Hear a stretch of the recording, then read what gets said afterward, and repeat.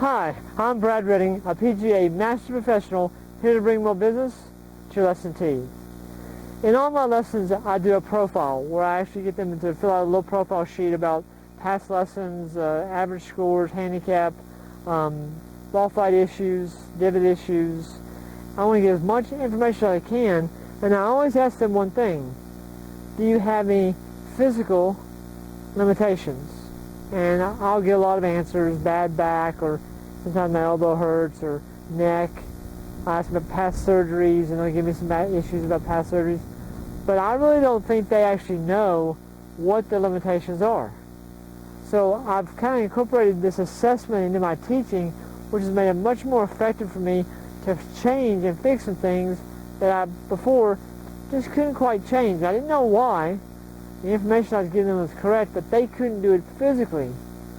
So with the help of Dr. Greg Rose, Dave Phillips, and Don Tucci, I have found some assessments that I can do that will help me get a better idea of what they can and can't do, and that way I can be much more effective as a teacher. There's about 12 that I do, but the 4 main ones I do deal with the pelvis region, how they're able to move down here. And I think a lot of those issues that they have down here come from everyday life. You know, sitting in a chair a lot for hours upon hours, at a computer, answering the phone, sitting in a car, driving for a long period of time. They get into a position where they can't actually function this area very effectively. So the 4 sessions I do with their pelvis region are these. 1, I'll have them get into a golf posture, and what I want them to do is to tuck their rear end in and then back out. Now what I'm looking for is how this area moves. I don't want them to bob their shoulders up and down. I want them to move their knees.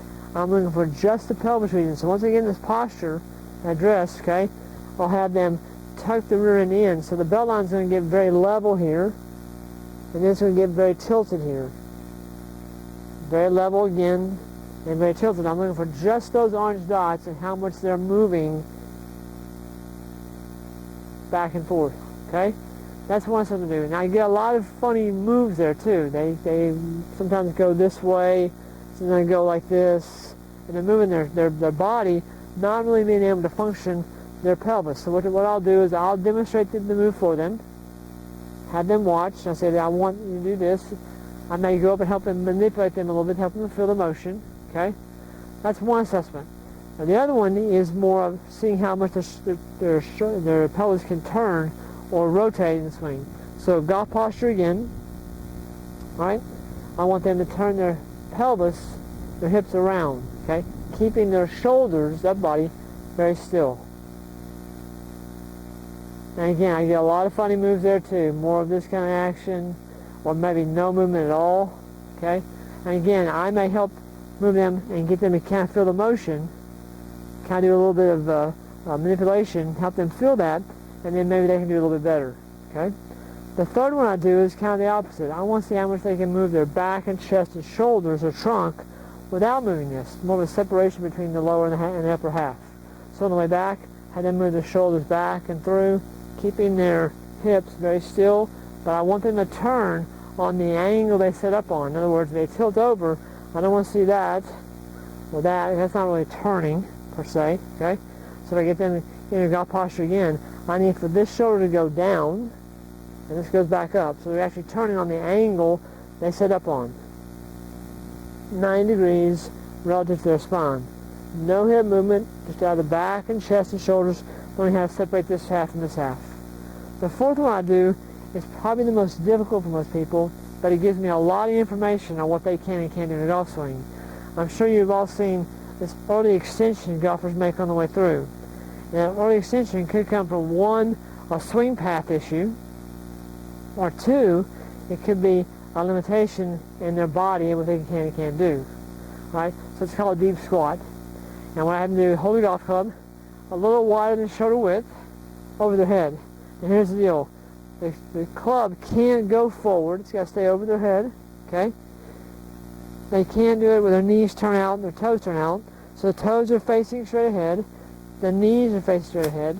The club is over my shoulders, okay, above my head. Okay, when I go down, I don't want this to come forward, and I want to go all the way down as far as I can go without letting it come forward. Now, you'll find a lot of people cannot even get close to doing that. They may go like this and kind of go like that, and that's about as far as they can go. Sometimes they'll try to go down and they'll fall backwards. But again, it's letting me know more about what they can and cannot do physically. They don't know they can do that. So if I give them the assessment, now I get more information about what I can and can't do with them. And the way I fix those issues is simply having them do the assessment. Okay?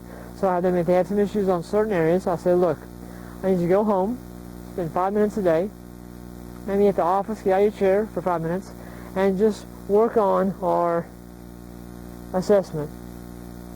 And again, I might come over there and help them feel that motion, manipulate them a little bit physically, okay? And then you get a little better idea of how to move that. Again, from this way, getting them to actually turn their hips. I'll kind of manipulate them and help them feel that a little bit.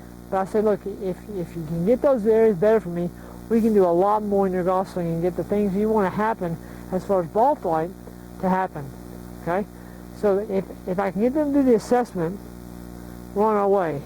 If they are so severely where they can't possibly make any of those motions, I have a TPI certified physical instructor that I'll send them to, and I say, look, if you go to this guy, spend about 3 or 4 weeks with him, okay, and actually let him help you, give you some exercises to do that will strengthen those areas and get those areas better. When you come back, we'll do the assessment again, and we'll see what's going on. But again, it has made me much more effective as a teacher because there's some things I just couldn't do, and I wasn't sure why.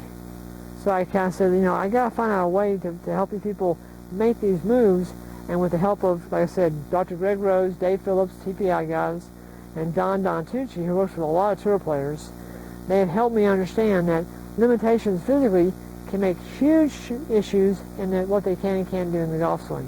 So again, I think if you use those assessments, okay, do a little research there on how these work, okay, and I think you'll be much more effective as a teacher, and that make you look much more professional because they'll say, this guy really understands his stuff, and now I know why I couldn't do what I didn't do.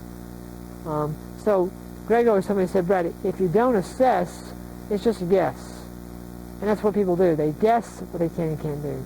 When I do the assessment, I know for sure what they can and can't do. So maybe put those in your teaching. I think it'll make you much more effective as a teacher, much more professional, and bring more business to your lesson too.